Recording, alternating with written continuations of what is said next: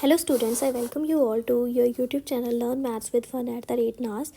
Today we will discuss again the same topic, that is fraction. If you like this video, you can like, subscribe, share and comment on the channel.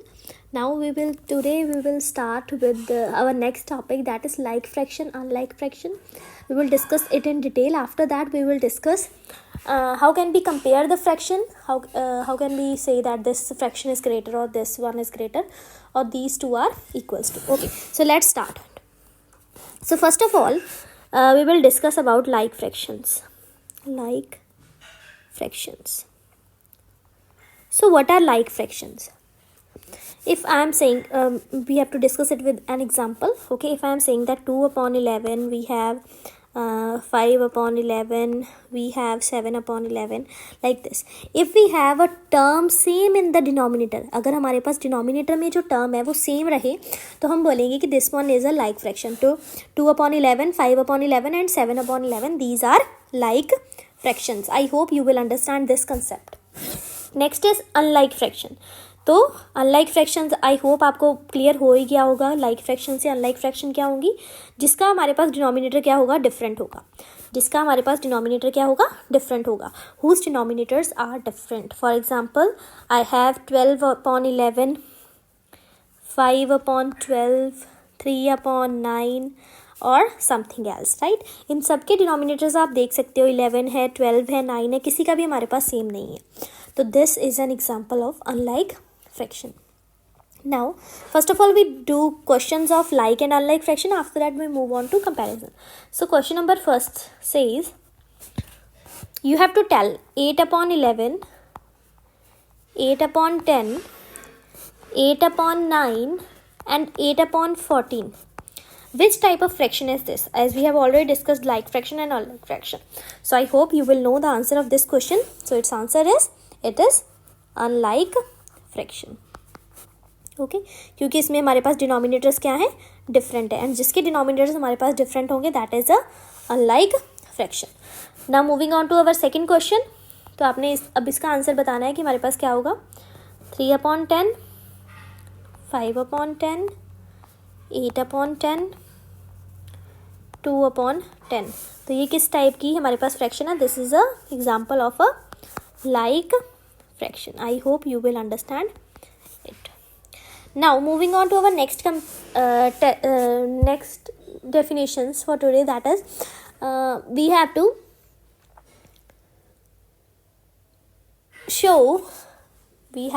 check it out. Okay, which term is greater. Okay, so अगर हमारे पास terms मैंने दे दिए आपको, देखो तो हमारे पास question क्या है? 3 upon 4 एंड 5 अपॉन 6, ये है हमारे पास क्वेश्चन.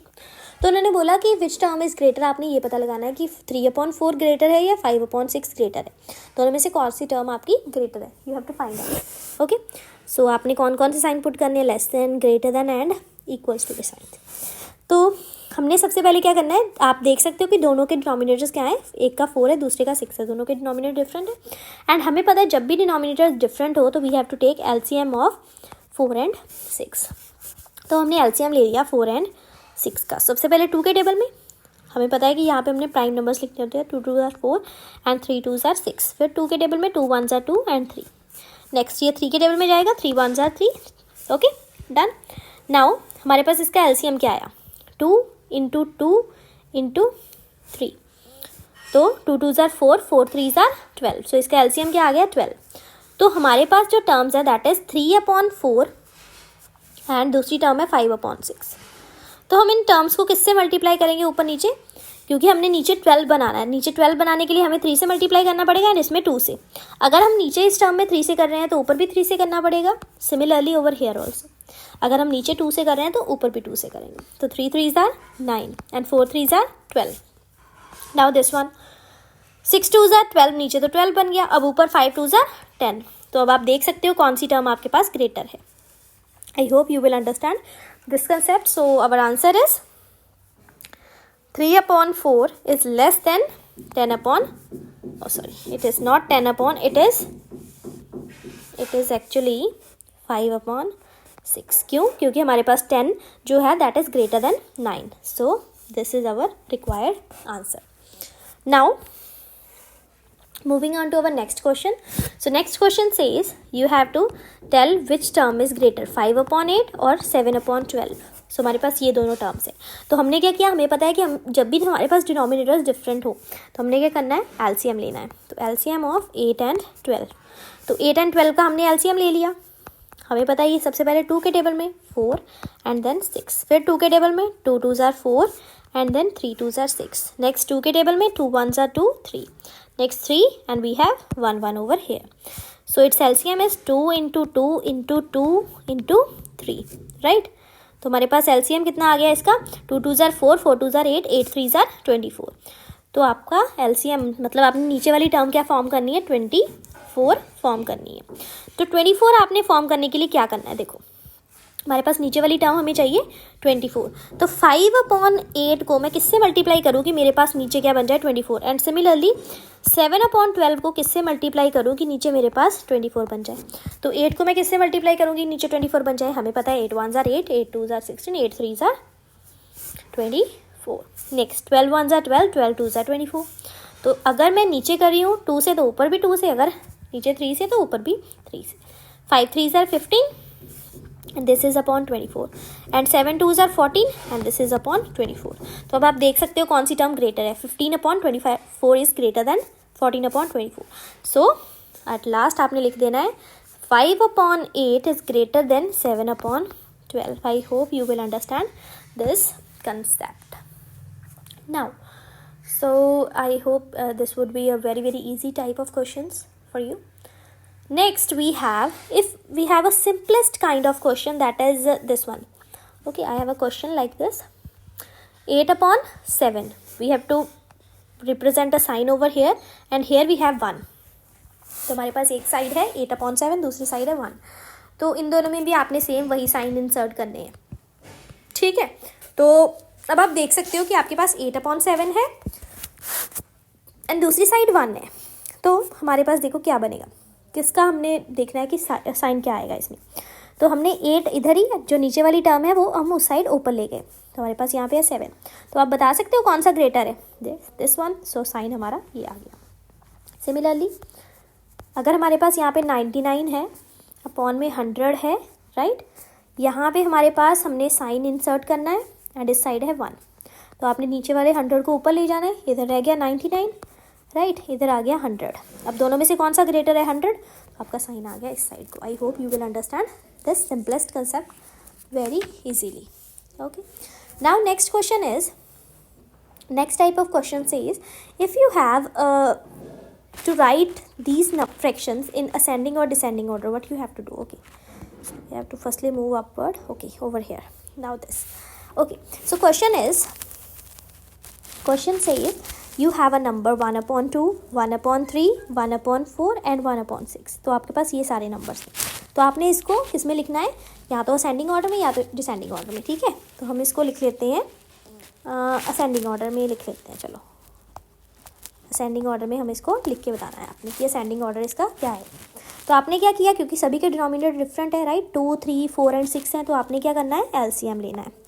एलसीएम किसका लेना है, 2 3 4 एंड 6 का. तो हमने एलसीएम ले लिया 2 3 4 एंड 6 का. तो हमने 2 लिखा सबसे पहले, 2 1s are 2 3, 2 2s are 4 and 3 2s are 6. फिर 2 के टेबल में 2 1s are 2, सॉरी यहाँ पे तो ऑलरेडी डन है, 3 है यहाँ पे as it is, 2 1s are 2 and यहाँ पे 3.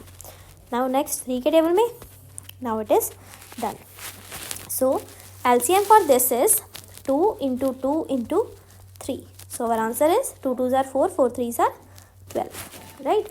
अब हमने नीचे वाली टर्म जो है वो क्या बनानी है, नीचे वाली टर्म्स हमने क्या फॉर्म करनी है इसमें, हमारे पास क्या फॉर्म होंगी नीचे वाली टर्म्स. अब हमने इसमें नीचे वाली जो टर्म्स हैं वो अपनी फॉर्म करनी है, दैट इज 12, राइट. नीचे वाली टर्म्स अब हमने 12 इसमें फॉर्म करनी है. नाउ हमारे पास क्या है, 1/2 है. तो 1/2 को मैं किससे मल्टीप्लाई करूँगी, नीचे की 12 बन जाए 6 से, तो दैट मीन्स ऊपर भी करना पड़ेगा. So this will become 6/12. Next term is 1/3. 1/3 को किससे मल्टीप्लाई करूँगी, नीचे 12 बन जाए. नीचे 12 बनाने के लिए 4 से मल्टीप्लाई करना पड़ेगा. अगर नीचे कर रहे हैं तो ऊपर भी 4 1s are 4 एंड नीचे बन गया 12. नेक्स्ट हमारे पास नेक्स्ट टर्म है 1/4. 1/4 को नीचे मुझे चाहिए 12, तो 3 से मल्टीप्लाई करूँगी, तो ये बन गया 3/12.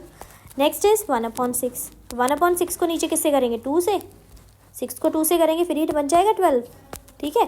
तो ये हमारे पास टर्म बन गई 6/12, 4/12, 3/12 एंड 2/12। तो अब आप देख सकते हो कौन सी टर्म हमारे पास आएगी सबसे पहले। तो आपको पता है असेंडिंग ऑर्डर हमारे पास क्या होता है, छोटे से बड़े की तरफ। तो सबसे छोटी हमारे पास टर्म है 2/12, next is 3/12 and next is 4/12 and next is then last one is 6/12।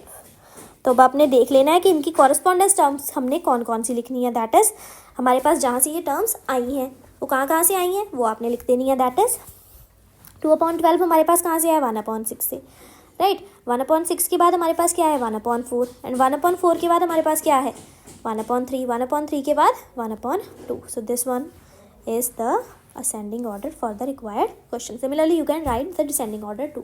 So जब भी आपने देख लेना है कि हमारे पास डिनोमिनेटर सबसे पहले आपने सेम करना है हर एक का, and then you can represent it in that form, okay. So it is very easy. In our next video we will discuss about addition and subtraction of fractions, okay. So I have questions for you. If you know the answer for these questions, you can write in the comment box. These questions will be answered in the next video, okay. So the question says, let me write down the question. The question is 7/10, 11/15 and 2/5. You have to write down it in descending order, okay. You have to write down this question in descending order. And the next question for you is, you have to tell me which term is greater in it, okay इसमें आपने मुझे बताना है कि कौन सी term हमारे पास greater है, दिस और this one. I hope you will write these questions answer in the comment box, okay. So if you like this video you can subscribe to my channel. Thanks, bye bye.